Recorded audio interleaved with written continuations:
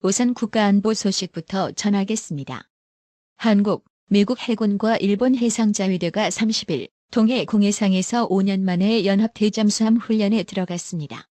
이날 해군에 따르면 미국 핵추진 항공모함을 포함한 3국 해상 전력이 독도에서 150km 이상 떨어진 동해 공해상에서 대잠전 훈련을 진행하고 있습니다.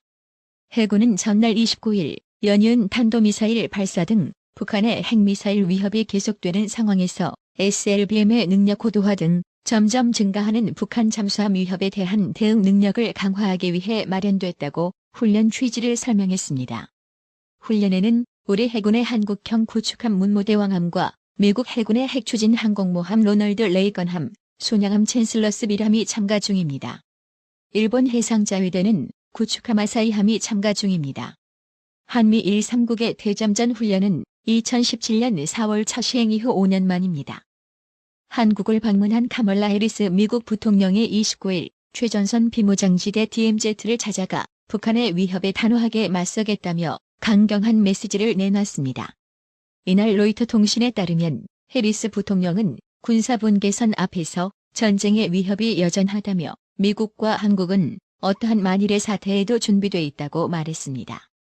해리스 부통령은 이어 북한에는 악랄한 독재 정권, 불법적인 무기 프로그램, 인권 침해가 있다면서 미국은 북한의 위협이 없는 세계를 추구한다고 강조했습니다. 해리스 부통령이 북한과 대치하고 있는 최전선에서 동맹국 한국의 안보를 반드시 지켜내겠다는 미국 정부의 의지를 다시 한번 분명히 한 것입니다. 특히 해리스 부통령이 악랄한 독재 정권, 북한의 위협이 없는 세계 등 강경한 표현을 동원한 것은 최근 북한이 핵무기 사용을 법제화하는 등 도발 수위를 높이고 있는 것을 겨냥한 것으로 풀이됩니다. 실제로 북한은 해리스 부통령이 일본을 방문 중이던 전날에도 단거리 탄도미사일 2발을 발사하고 한미연합 해상훈련이 진행 중이던 지난 25일에는 한 발을 발사했습니다.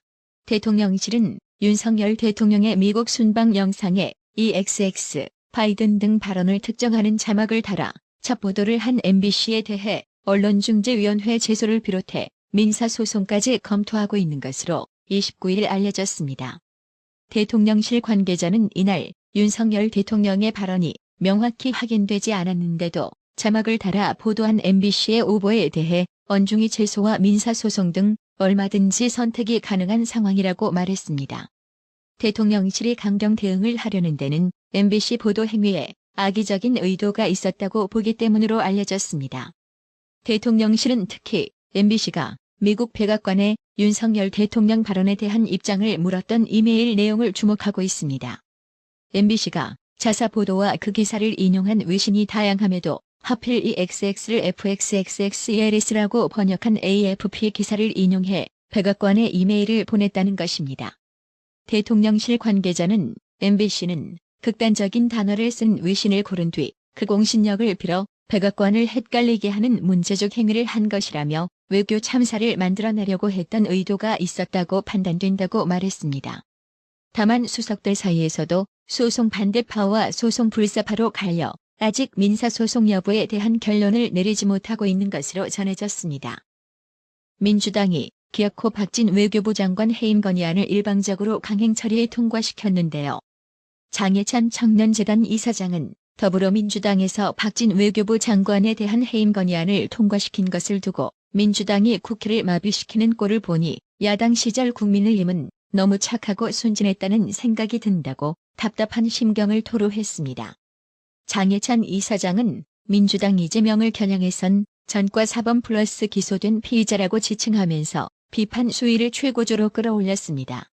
장해찬 이사장은 30일 자신의 페이스북을 통해 문재인이 중국에서 혼밥을 거듭해도 미국과 세계를 상대로 써준 북한 비핵화 보증 수표가 부도 수표가 됐어도 800억짜리 연락사무소 건물이 와르르 무너져도 그래도 장관 해임 건의를 막무가내로 밀어붙이지는 않았다며 이같이 밝혔습니다.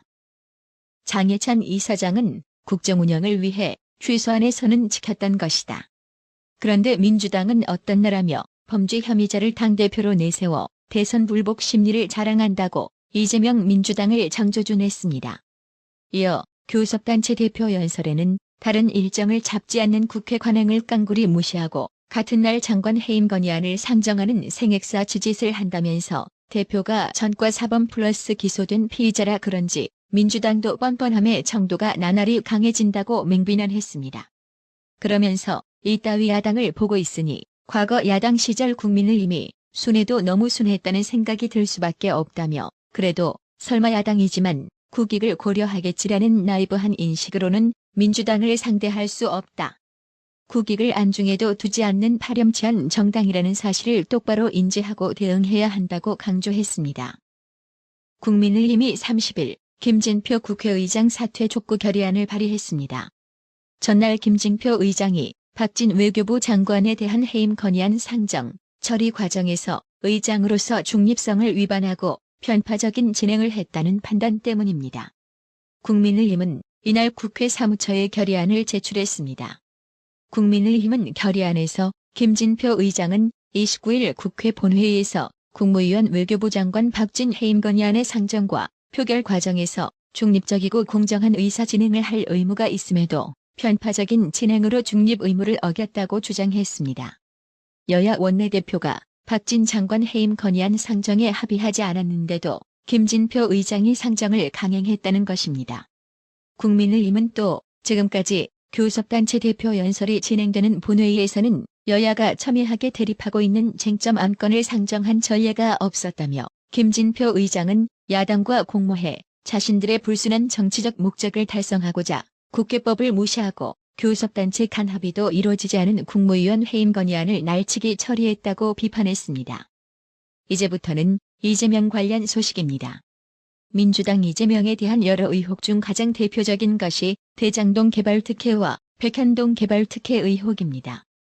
정치권이나 법조계에서는 이 두 사건을 쌍둥이 사건 또는 형제 사건이라고 부를 만큼 성격이 비슷한데요.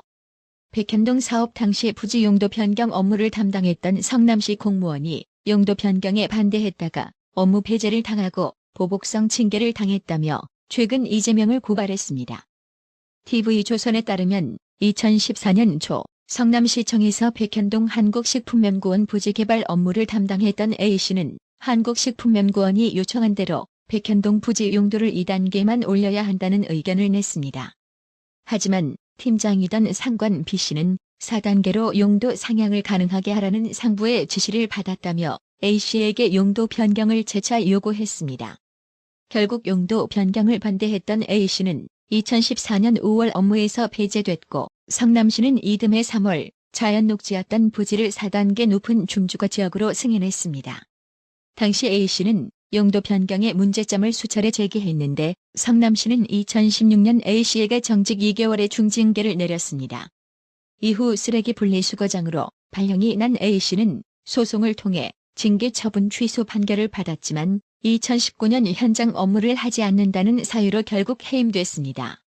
현재 해임 처분 불복 소송 중인 A씨는 성남시장이던 이재명을 배임 혐의로 추가 고발하고 이재명이 선거법 위반 재판에도 17쪽의 진술서를 제출했습니다.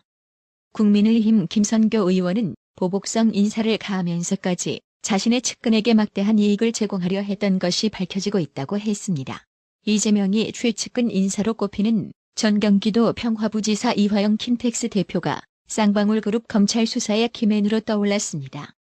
이에 대해 권성동 국민의힘 원내대표는 이번에도 측근을 모르는 사람이라고 잡아댈 거냐고 목소리를 높였습니다. 권성동 의원은 30일 자신의 페이스북에 이재명과 쌍방울 간의 부패 혐의가 나날이 드러나고 있다며 이같이 밝혔습니다. 권성동 의원은 일전에 저는 이재명과 쌍방울 사이에 검은 커넥션이 있다고 지적했다.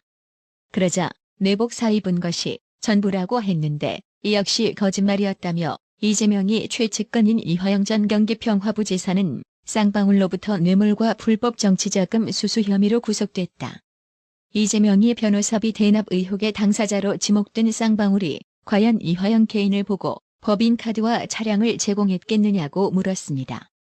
이어 2018년 아태평화교류협회가 경기도의 수억원을 후원해 개최한 행사에서 북한 그림이 50점 넘게 전시됐다.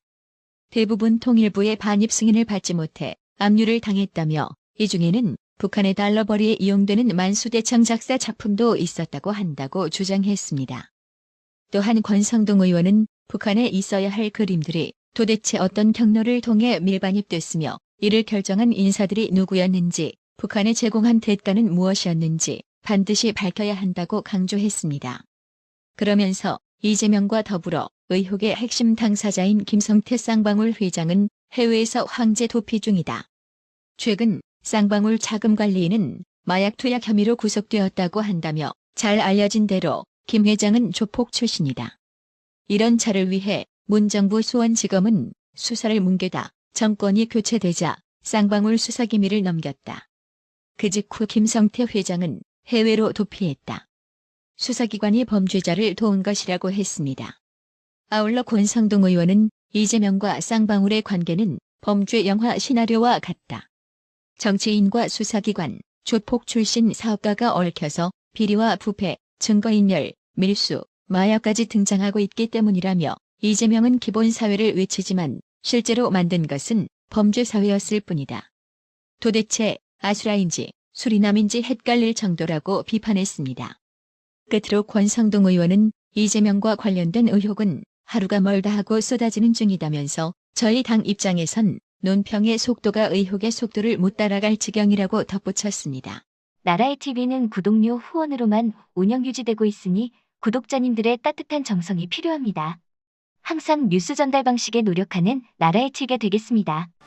구독 그리고 알람 설정, 뉴스 영상 내용이 좋았다면 좋아요를 클릭해주세요.